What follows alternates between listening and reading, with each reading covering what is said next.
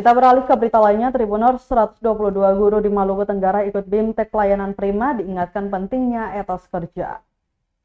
122 kepala sekolah jenjang TK, PAUD, SD, dan SMP di Kabupaten Maluku Tenggara, Malra, ikut bimbingan teknis pelayanan prima. Kegiatan tersebut akan berlangsung selama 4 hari demi peningkatan teknis kualitas bagi peningkatan kapasitas pendidikan. Terhitung mulai hari ini Selasa 17 September 2024 hingga Jumat 20 September 2024 di Aula Kantor Bupati Malra, PJ Bupati Malra yang diwakili PLT Asisten 3 Talib Ren Horan, mengatakan pendidikan merupakan investasi jangka panjang yang sangat penting bagi kemajuan suatu daerah. Asisten 3 Talib Ren Horan mengatakan, kepemimpinan dalam suatu organisasi merupakan faktor yang menentukan berhasil tidaknya suatu organisasi sekolah. Oleh karena itu, kepemimpinan sangat bergantung dari personality orang yang mengemban posisi sebagai kepala sekolah itu sendiri.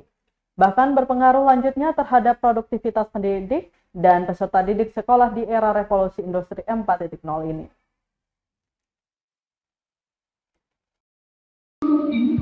Karena apa?